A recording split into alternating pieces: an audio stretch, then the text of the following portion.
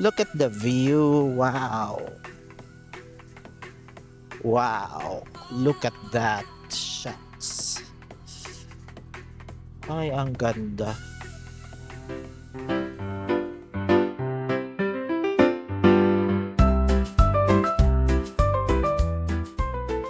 Hello.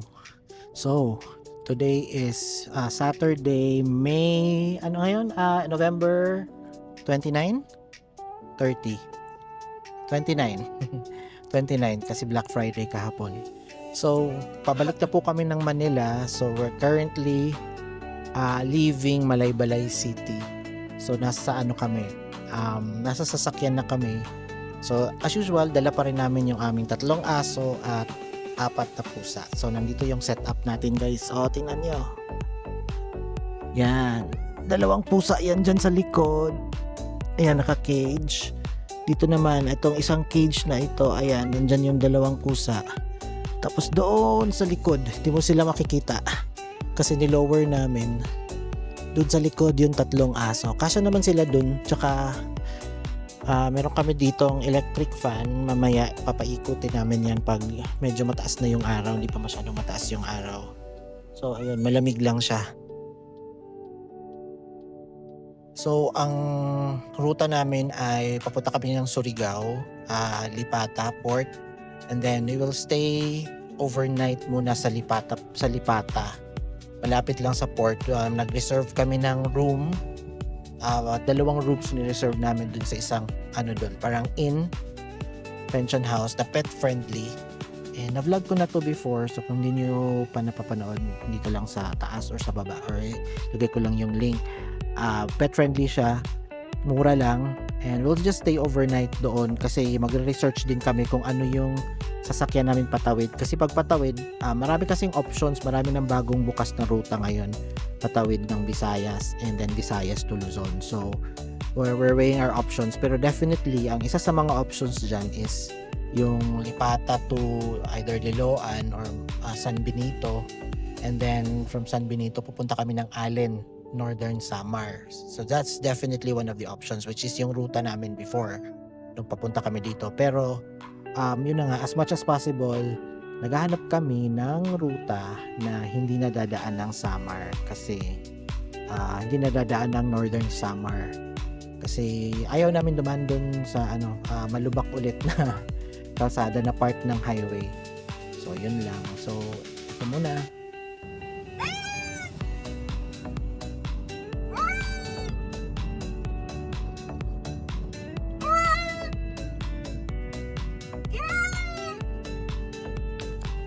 Hello. So nandito na kami sa Misamis Oriental. So we've officially tawag nito. Officially wala na kami sa Bukidnon. Bumaba na kami ng Misamis Oriental. So it took us mga 1.5 hours from Malaybalay City pababa dito sa Misamis Oriental. Ang ruta namin was Sayre Highway, tapos lumiko kami sa may Manolo Fortich. Lumiko kami may parang road doon, bagong road network na ang lusot niya is Taguluan, Misamis Oriental. So ayun, kababa na kami ng Misamis Oriental. Tapos after namin mag-Misamis, aakyat kami ng Claveria, tapos lulusot na ng papuntang Butuan City. So yun yung magiging ruta natin. After nun, tingnan natin kung anong oras kayo makakarating ng Claveria. It's already 10:54 in the morning. So, I'll update you pag dumating na kami ng Claveria. Ganda dun sa Claveria.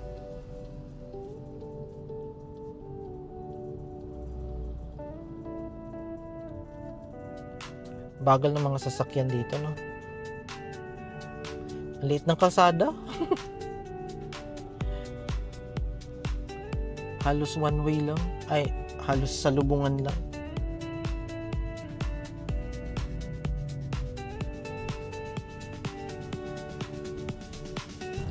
Hello.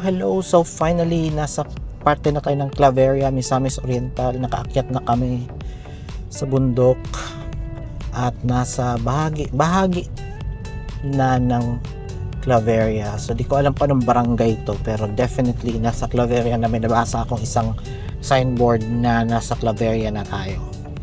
And wala pa akong nakikitang maganda-gandang view, pero ang nakikita ko ngayon ay ito.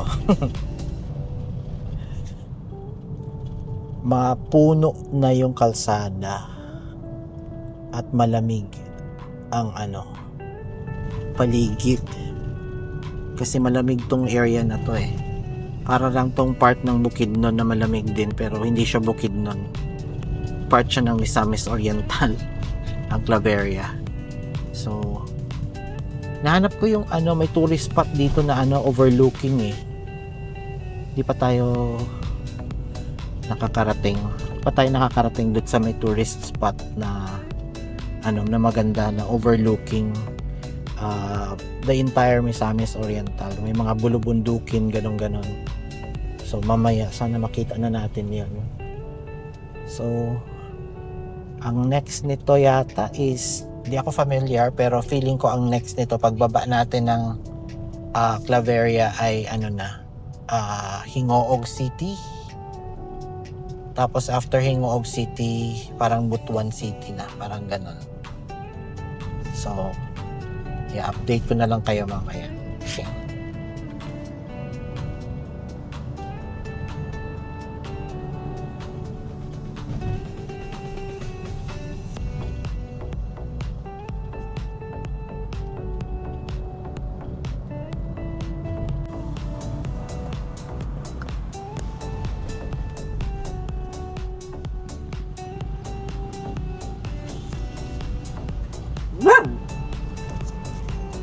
Nasa na tayo guys, nasa sentro na tayo ng Claveria, kasi nakita ko yung para may signboard doon na it's going sa munisipyo or something. So nasa sentro na tayo, nasa bayan. And one thing, ayan, going 7-Eleven. So ayan, nasa bayan na nga tayo. So bayan na to, Poblacion branch ng isang restaurant.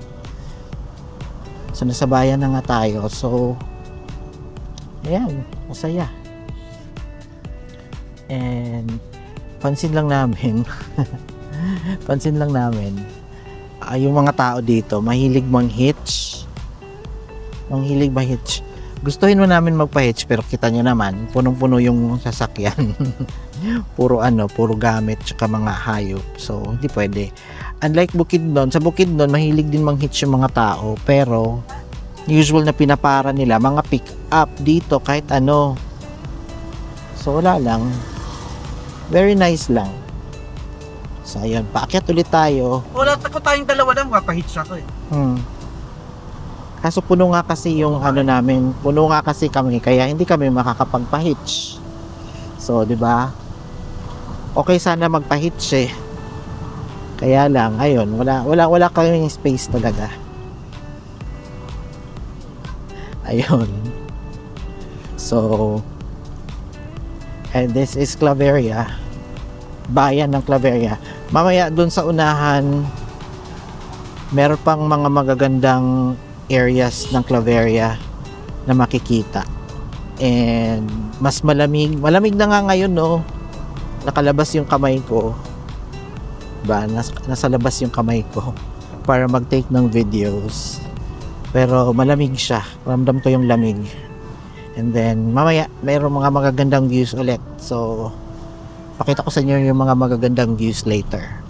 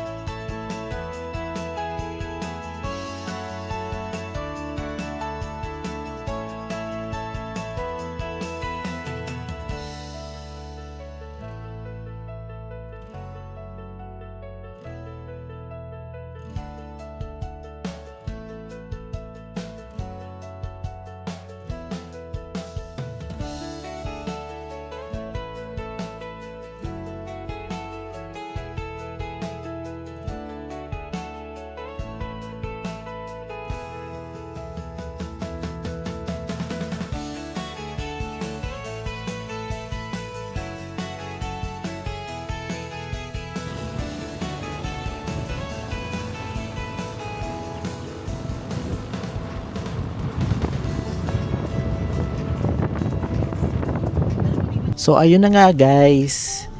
Nakita nyo kanina, naka-welcome to Caraga na. So nasa Caraga region na tayo. Wala na tayo sa Misamis Oriental, wala tayo sa region 10, nasa ibang region na tayo. Totally ibang region na tayo. And ang goal again is Surigao del Norte. Lipata, Surigao del Norte. Pero I think Agusan pa lang to Agusan. Yun yung bungad na parte ng Caraga. Galing Misamis Oriental. So, yes.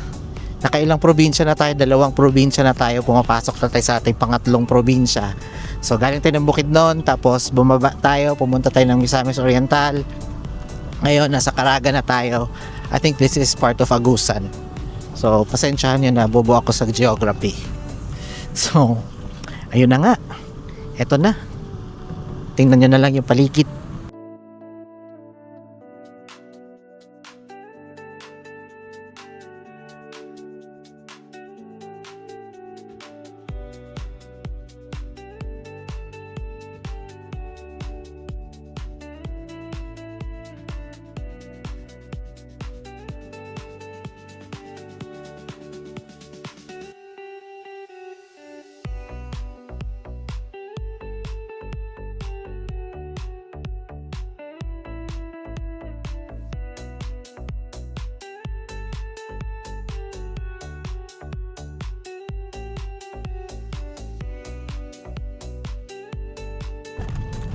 So update lang, nasa Butuan City na kami, nasa outskirts of Butuan City. Parang service road siguro to or ano. Ganun. Kasi tawag dito. Nag-stop over din kami, bumili kami ng tinapay. Ito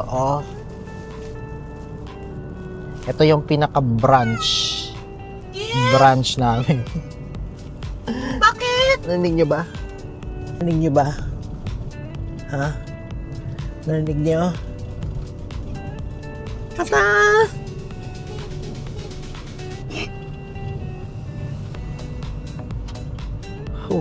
So yun. Branch namin yung tinapay. Pa kami kumakain. Pero okay lang. So we still have like 2.5 hours to go before we reach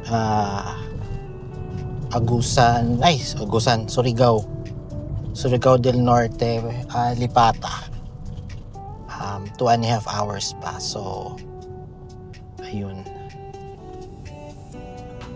Medyo matagal-tagal pa pero time is only 2:07, so we're expected to arrive around 4 o'clock. So maaga pa, pwede pa. Again, yung leg natin is Bukidnon to Surigao. Yun lang yung first leg ng travel natin. Yun yung goal, makarating lang ng Lipata for today. And then, bukas ng umaga na kami tatawid papuntang Visayas. We'll figure out na lang kung paano at kung anong sasakyan. Doon na lang kami magtatanong mamaya. Okay, so I'll update you again next time kung nasa kami ng Putpan.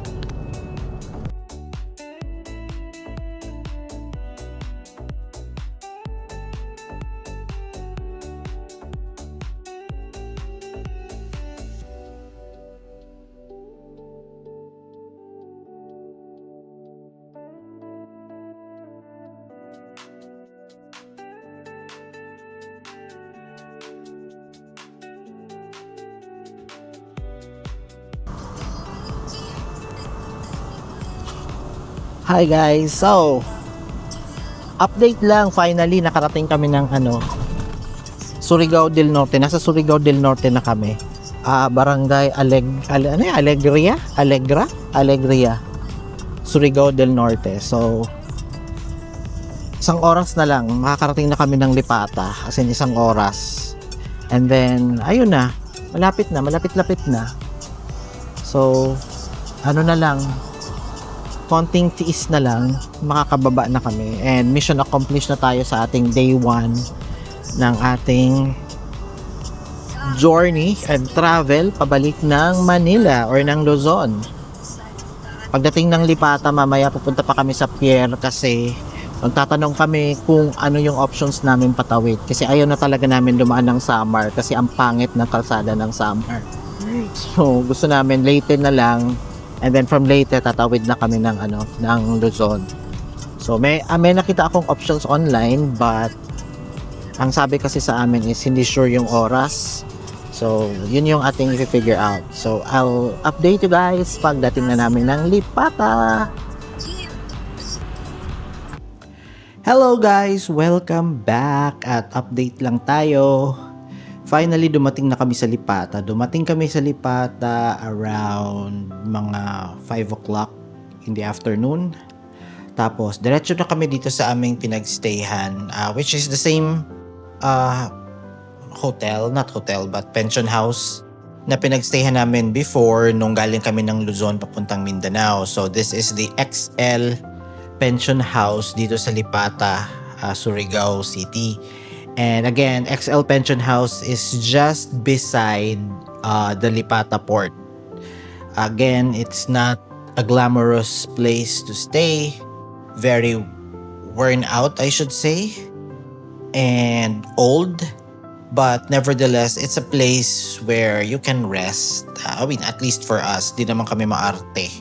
Di na kami mag-inarte, di ba? Importante lang sa amin makapagpahinga, makatulog, at maano namin yung mga animals, makapakawalan namin yung animals kasi nga 3 aso, 4 na pusa. So, 2 rooms kinuha namin, yung isang kasama ko doon sa kabila, ako sa isa. So, kasama ko dito sa kwarto, ito, ewan ko kung nakikita niyo, ayan, 2 aso, tapos 2 pusa. Ayan yung isang pusa, nasa CR, kasi ihi yata, ayan, ito yung isang pusa.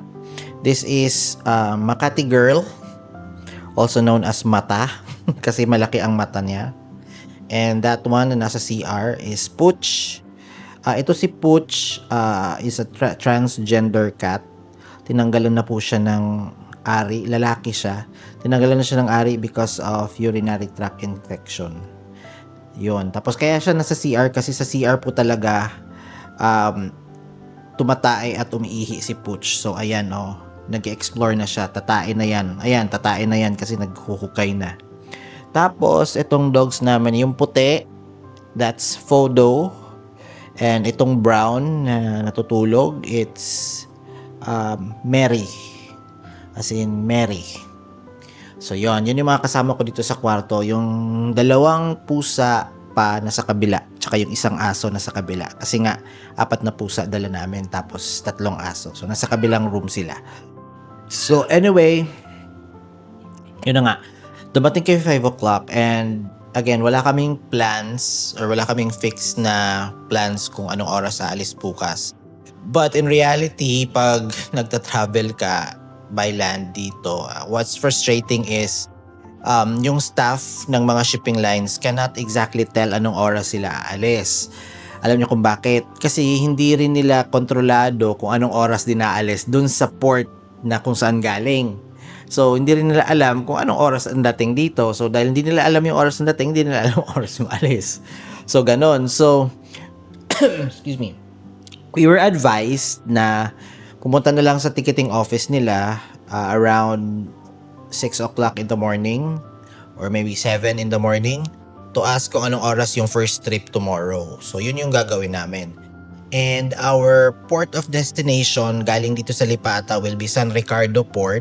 That will be probably an hour away from Lipata. So yun yung magiging ruta namin tomorrow. And then tomorrow, another painful reality, hindi namin alam kung saan kami aalis from the Visayas going to Luzon. Kasi honestly, we don't want to pass by Samar anymore. Ayaw na talaga namin mag-Samar dahil ang pangit ng kalsada ng Samar. I can't stress the word enough. Pangit ang kalsada. Sobrang malubak ang kalsada ng Samar. I don't know kung anong ginagawa ng government nila dyan, pero sobrang lubak. Doon kasi kami dumaan nung galing kami ng Luzon papunta ng Mindanao, di ba? So, ayaw na namin balikan yun kasi sobrang lubak. Parang, kung ako siguro ang government ng Samar, talaga mahihiya ako kasi nasa parang highway siya, as in Maharlika highway siya, as in supposed to be nice, it's supposed to be nice, it's supposed to be cemented, it's supposed to be maayos para sa mga biyahero, pero sobrang pangit talaga ng kalsada. So, yun. Tomorrow, ang plan namin is we'll go to Leyte. Southern Leyte kasi yung San Ricardo. And then, we'll go somewhere north of Leyte. And from there, meron kaming idea ng point kung saan kami pwedeng pumunta ng Luzon. That is Palumpon, Leyte. So, we'll see kung ano magiging result ng leg 2 ng ating travel. Ang Visayas leg ng ating travel mula Mindanao. Kasi try natin kasi ayaw na talaga namin dumaan ng Samar. So ayun, yun yung dilemma namin, as in kanina paikot-ikot kami sa mga shipping line offices dito, to the point na kumausap pa kami ng Coast Guard kasi ang sabi kasi ng shipping lines na meron mang mga barko galing Leyte going to Luzon pero commercial lang. When I say commercial, yun lang mga tracking. Hindi sila nag-aalaw ng mga yung mga with passengers and stuff. So, ang sabi, we need to ask permission from Coast Guard and we asked the Coast Guards, okay lang naman. Basta ganun. Kaya pinuntahan namin yung Coast Guard kanina. So, yun, kinausap namin. Ganun. So, hindi rin sila sure about yung point kung saan pwedeng umalis from the Visayas or from Leyte, and specifically Leyte going to Sorsogon. So hindi namin alam yon. So we'll see tomorrow talaga kung ano mangyayari. I'll give you updates naman anyway. So yun lang. It's already 9 o'clock in the evening. Nakakain na rin kami. Along the way, bumili kami ng McDo. Yun yung pinang dinner namin. And yeah, tomorrow morning, it's gonna be another uncertain day, but God is with us and God help us.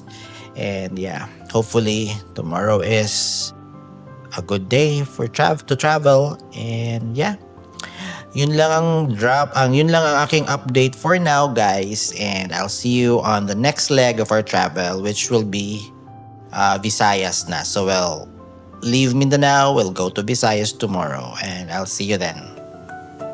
Bye-bye.